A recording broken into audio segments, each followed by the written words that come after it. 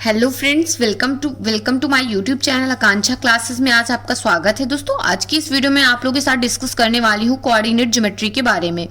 तो इस टॉपिक के अंदर मैं आप लोगों को आज कुछ क्वेश्चंस बताऊंगी और कुछ फॉर्मूले बताऊंगी कि आपको कहाँ पे वो फॉर्मूले अप्लाई करने हैं। तो एक इंपॉर्टेंट चीज़ आपको ये भी बता दूं मैं कि जब तक आप लोगों को फॉर्मूले याद नहीं होंगे या फिर जब तक आप लोगों को पता नहीं होगी कि कहाँ पर कौन सा फॉर्मूला अप्लाई करना है, तब तक आप क्वेश्चंस को सॉल्व नहीं कर सकते हैं।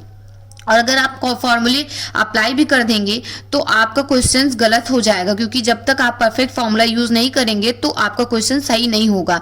तो चलिए वीडियो को स्टार्ट करते हैं। सबसे पहले मैं आपको बताऊंगी डिस्टेंस फॉर्मूले के बारे में। तो गाइस, यहाँ पे डिस्टेंस फॉर्मूला दिया हुआ है d is equal to √x1 - x2 का whole square plus y1 - y2 का होल स्क्वायर। तो यहाँ पे x1 x2 क्या होते हैं, यहाँ पे कभी भी आप क्वेश्चन देखेंगे, क्वेश्चन आप लोग स्क्रीन पे देख सकते हैं क्वेश्चन क्या दिया हुआ है। क्वेश्चन दिया हुआ है तो यहाँ पे हमें दो कोऑर्डिनेट्स दिए हुए हैं जिनके हमें पॉइंट्स दिए होंगे ऐसा कुछ। तो जो हमारा पहला कोऑर्डिनेट होगा और जो हमारा दूसरा कोऑर्डिनेट होगा, पहले कोऑर्डिनेट के पहले को हम मानेंगे x1 और दूसरे को y1, दूसरे वाले को मानेंगे x2 और दूसरे वाले के दूसरे को मानेंगे y2। और यहाँ पे उनकी वैल्यूज हम क्या कर देंगे, पुट कर देंगे और हमारा क्वेश्चन क्या हो जाएगा, सॉल्व हो जाएगा। तो गाइस, अपने नेक्स्ट फॉर्मूले पे चलते हैं। नेक्स्ट हमारा जो फॉर्मूला है वो मिड पॉइंट फॉर्मूला है। मिड पॉइंट फॉर्मूला क्या होता है, उसके क्वेश्चंस कैसे होते हैं मैंने स्क्रीन पे दिया हुआ है, क्वेश्चंस आप लोग देख सकते हैं। अब इस क्वेश्चन के लिए हम फॉर्मूला कौन सा अप्लाई करेंगे, तो हमें यहाँ पर x1 + x2 upon 2 y1 + y2 upon 2 ये फॉर्मूला आपको अप्लाई करना है। जैसा कि मैंने बताया कि यहाँ पे क्वेश्चन में आप लोग देख सकते हैं कि दो कोऑर्डिनेट दिए हुए हैं जिनमें पहले को हम लोग x1 और दूसरे को x2 मानेंगे और पहले वाले के दूसरे को y1 और दूसरे वाले के दूसरे को y2 मानेंगे और यहाँ पर रख देंगे। आसानी से हमारा क्वेश्चन सॉल्व हो जाएगा। और वैसे आप लोगों को पता कैसे चलेगा कि कौन सा फॉर्मूला कहाँ अप्लाई करना है, तो वहाँ पर ऑलरेडी मेंशन्ड होता है कि mid point formula and find the mid point and distance between these points, ऐसे करके आपको वहाँ पे इंस्ट्रक्शंस दिए होते हैं। तो थर्ड फॉर्मूले पे आते हैं। हमारा जो थर्ड फॉर्मूला होता है उसे हम बोलते हैं सेक्शन फॉर्मूला। इस फॉर्मूले में बहुत बच्चों को कंफ्यूजन होती है, तो यहाँ पे मैं सबसे पहले आपको बताऊंगी ये फॉर्मूला दो टाइप से अप्लाई होता है। नंबर फर्स्ट जो फॉर्मूला होता है वो होता है इंटरनल डिवीजन के लिए। जब भी इंटरनल डिवीजन होगा तो आप क्या करेंगे, यहाँ पे लिखा होगा m1 x2 plus m2 x1 upon m1 plus m2 comma, ये होता है m1 y2 plus m2 y1 upon m1 plus m2।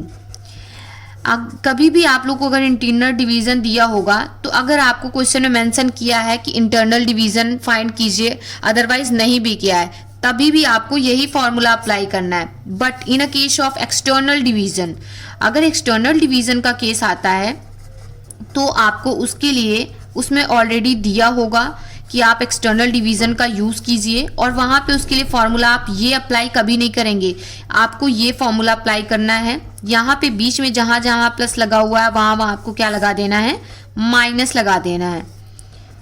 तो आप लोग को ये बात याद रखनी है, जहाँ पे भी प्लस है, अगर एक्सटर्नल डिवीजन दिया हुआ है तो आपको क्या लगाना है, माइनस लगाना है। अब नेक्स्ट हमारा जो फॉर्मूला आता है वो है ट्रायंगल का जो फॉर्मूला होता है, तो वो काफ़ी बड़ा होता है। मैं आपको उसको याद करने का तरीका भी बताऊंगी। तो हमारा जो थर्ड होता है वो आता है हमारा triangle, area of triangle. Area of triangle जो होता है उसका हमारा फॉर्मूला होता है 1/2 x1 y2 minus y3 plus x2 y3 minus y1 plus x3 y1 minus y2। जैसा कि आप लोग देख सकते हैं यहाँ पर 1 दिया हुआ है तो इन दोनों का डिफरेंस कितना आएगा, 1 आएगा। इस तरीके से आप इसको याद रख सकते हैं। इसमें 2 दिया हुआ है तो इनके दोनों का डिफरेंस क्या आएगा, 2 आएगा। बस आपको थर्ड वाला याद रखना है, यहाँ पे लास्ट में क्या करना है, आपको y1 और y2 करना है। इस तरीके से आपको कंफ्यूज नहीं होना है। बीच में सब जगह क्या लगेगा, माइनस, और इसमें सब जगह क्या लगेगा, प्लस लगेगा।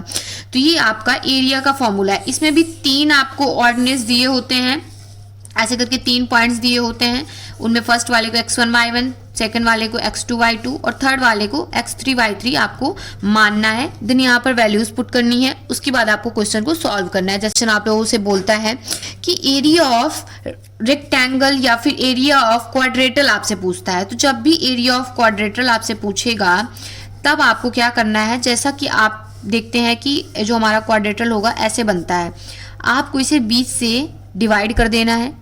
अब देखिए आप लोग को मतलब यहाँ पे क्लियर हो रहा है कि ये दो हमारे क्या हुए, दिए हुए हैं ट्रायंगल। तो आपको 4 कोऑर्डिनेट्स देगा वहाँ पर, उसमें से दो में इसको डिवाइड कर लेना है। पहले आपको एरिया ऑफ ट्रायंगल निकालना है।